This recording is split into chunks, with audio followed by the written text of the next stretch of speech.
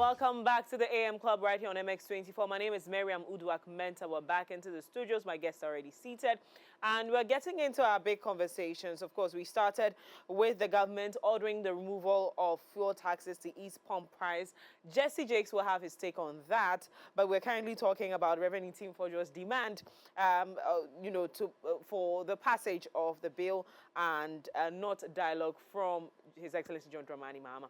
So back in the studio, you were saying something that you were having your take on. The president must expedite the process. Okay. Because we know that he's the president, even though he's not a member of parliament.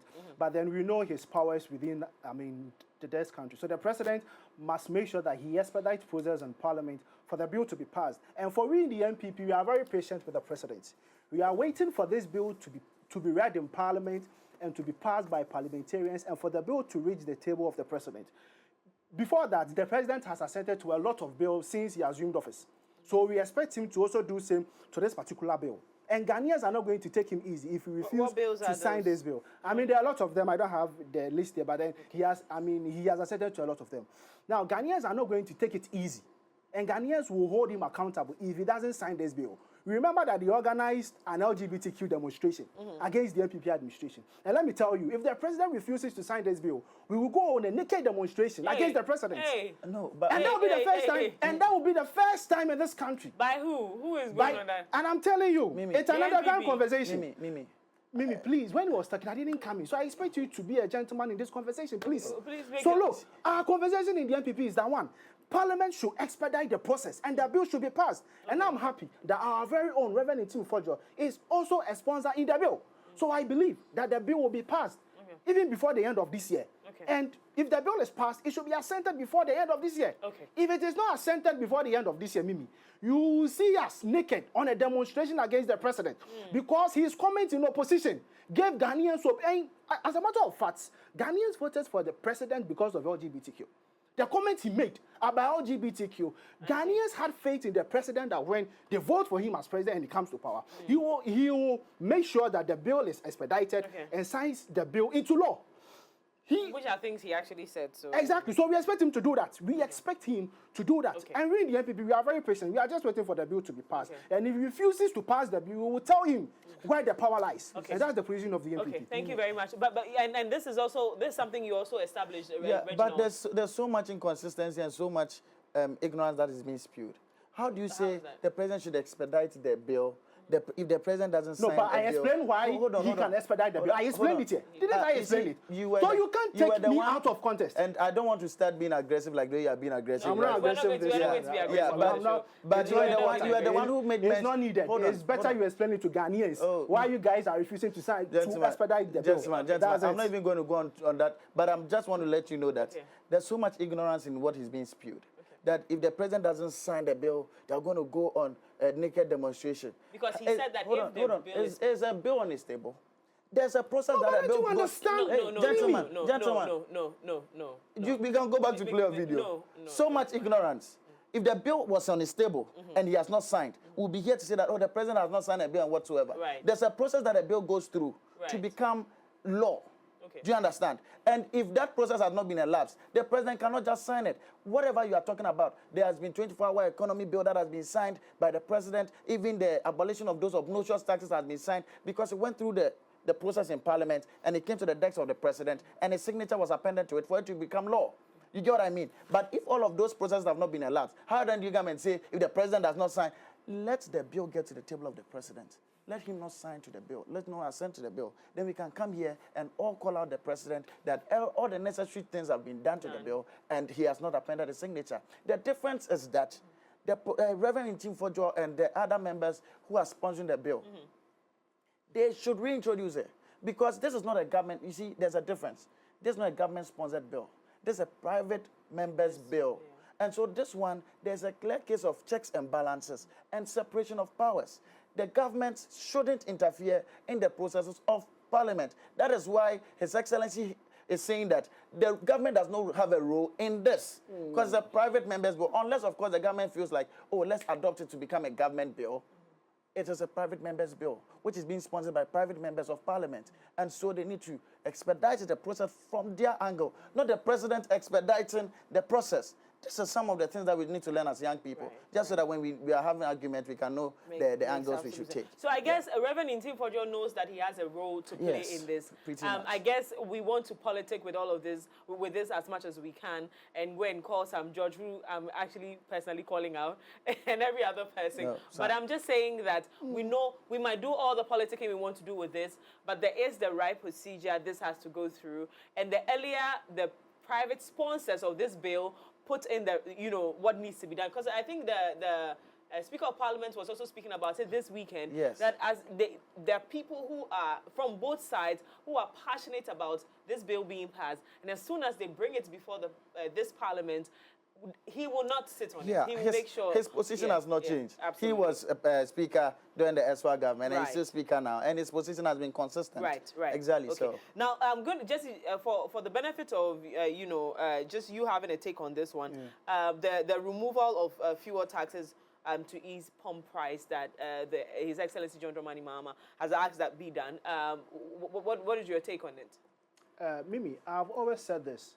The developing country like ours are pushed at the losing end of every global crisis, whether it is economic shock, pandemics, or geopolitical conflict. We are the ones that suffer the deepest consequences. The point here is you don't politicize commodities you don't control. In fact, it takes an unintelligent politician to criticize a commodity he or she does not have control over. Now, when you listen to some of these guys in the NDC, in fact, when they are talking, you realize that, Mimi, they don't listen to themselves. Because if they really listen to themselves, Mimi, they would realize that their argument and narrative lacks coherence. In fact, it doesn't hold water. Okay. So we were being told in this country that exogenous factors has got nothing to do with the Ghanaian economy by our current president only 2 years ago. Mimi, see, answer today, a different question. We are being sitting here, being told that now exogenous factors has some effect on the Ghanaian economy. On the contrary, when Russia struck Ukraine, in fact, it affected the global supply chain across the entire country.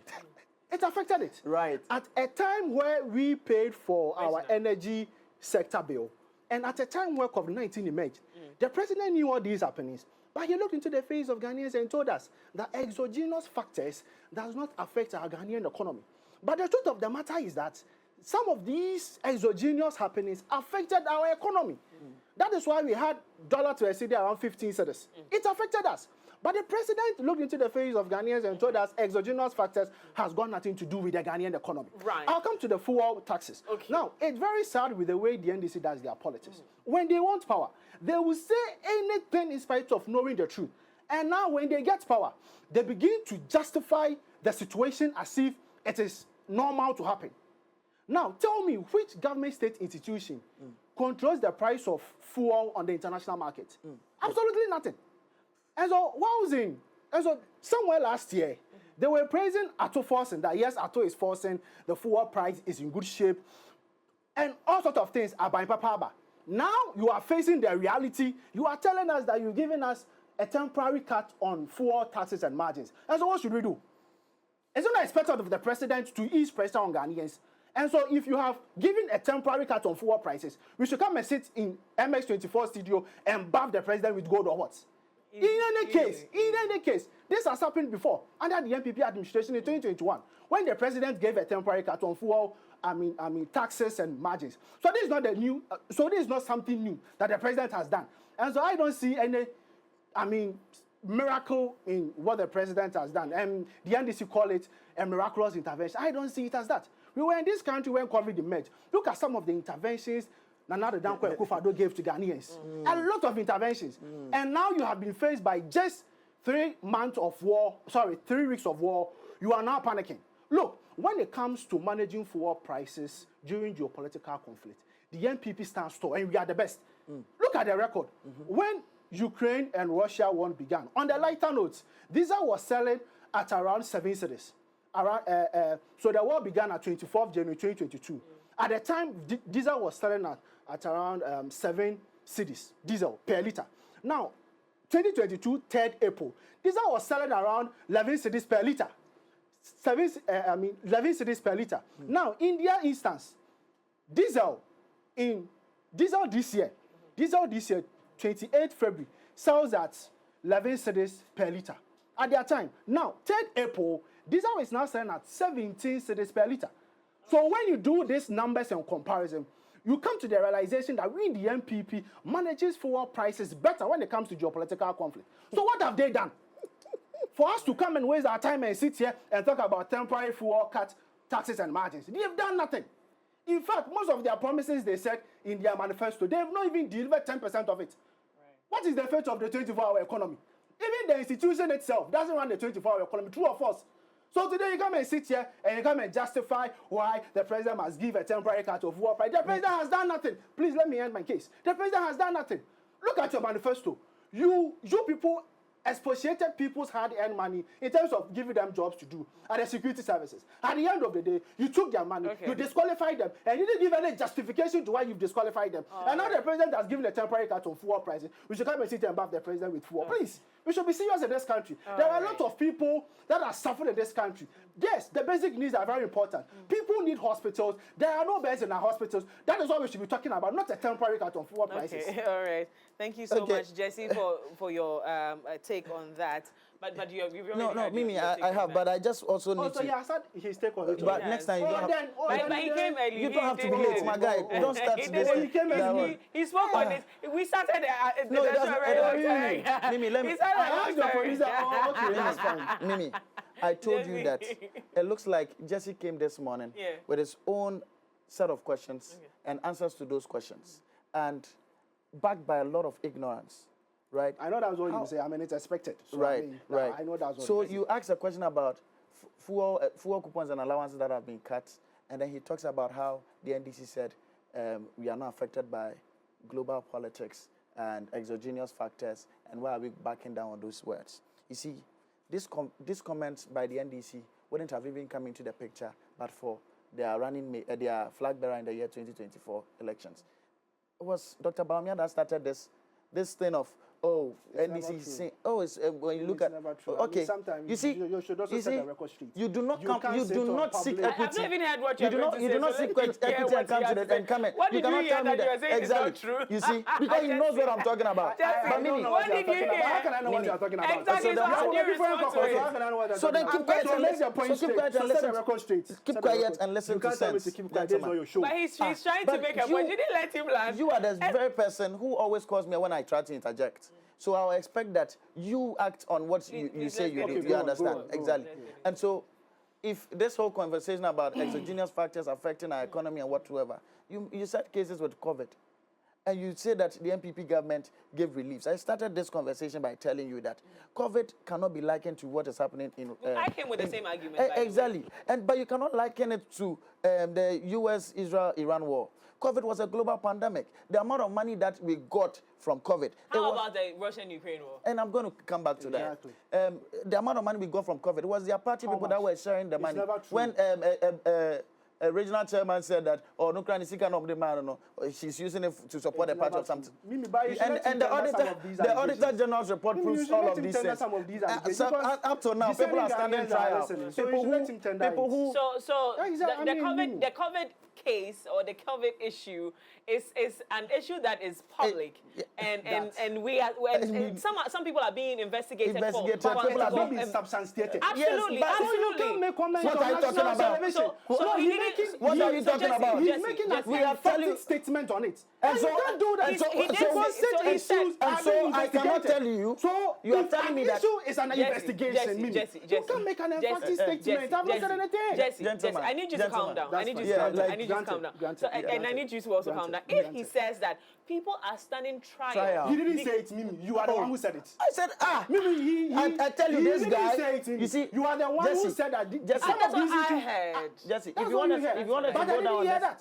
us to go down this tangent, I am very good at that. These issues are public and they are under scrutiny. He didn't say it. He said some people are standing trial for this same COVID issue. He didn't say that. Anyway, so that's what you were trying to say. Mimi, he didn't say that. I want to tell Jesse, you can continue. if this is the sort of tangent he wants us to go on, no, we're not, I can do that. Anyway. Exactly. So let's exercise some decorum and some respect for each other. All right. Yes. Then the next thing is that you talk about Russia, Ukraine. He should tell us any relief this government implemented during Russia and Ukraine war. Do you understand? He should tell us that during Russia and Ukraine war, oil tankers that were passing through a certain route was being fully disrupted, and so it affected our oil prices. It should tell us what they even did. These are interventions, and like I said earlier, it is in the height of problems, in hard situations, that real leaders emerge. And that is what His Excellency is doing with his cabinet. That we are not just going to sit and watch what is happening. We need to have solutions to it. Right. There should be long-term solutions and short-term solutions. These are some of the short-term solutions that are being professed to the problem. Okay. I do not think that, and everywhere across the globe, countries are even shutting down. Countries are letting their workers work from home because they need to save the little food that they have. Tell me what happened during COVID. Tell me what happened during Russia and Ukraine. You get what I mean? I'm going to have to cut that. And then our final story will be on the NRSA declaring commercial use of Toyota Voxy illegal. Again, if you haven't heard this story, so I'm going to give a little background to it so that we can just quickly touch on it and we'll be done. The Technical Working Committee of the National Road Safety Authority has declared as illegal the use of Toyota Voxy vehicles of commercial transport purpose for commercial transport purposes, warning that their widespread operation poses a serious threat to road safety and human life. According to the committee, the importation and subsequent conversion of the vehicles are not only unlawful but are often carried out by unauthorized practitioners, resulting in significant safety risk for passengers and other road users. And so back into quickly touch on it, gentlemen, so we can go. Jesse, you get the first thing. It's a quite in the right direction, especially on the safety issues. I think the ministry has done a very good thing by banning the use of such vehicle, and I think we must all come together to support such initiative because the safety of our citizens is very, very, very important. And so I will take a stance that yes, we need to hold the safety of our citizens very high, and any attempt to, restrict the safety of our citizens should be fought back. And so yes, I'll take a decision that we should support that initiative, and such vehicles going forward should not be used on our various highways. And it's a very good call, and I commend him for that. Yes. Thank you very much, Reginald. Mimi, I like the work of the committee. Except that the work of the committee is not complete.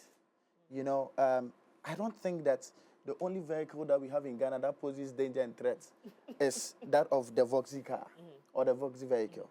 Because you cannot tell me that you are banning Voxy on our roads, but the small, the Mahama Kandus, in the north they call it Mahama Kandu, and the other ones are fit to travel on our roads, right?